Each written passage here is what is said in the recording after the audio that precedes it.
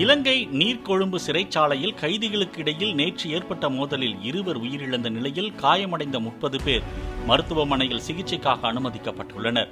எல்லை தாண்டிய வழக்கில் கைது செய்யப்பட்ட தமிழக மீனவர்கள் உள்ளிட்ட இந்தியர்கள் சிறையில் பாதுகாப்பாக இருப்பதாக இந்திய தூதரக அதிகாரிகள் தெரிவித்துள்ளனர்.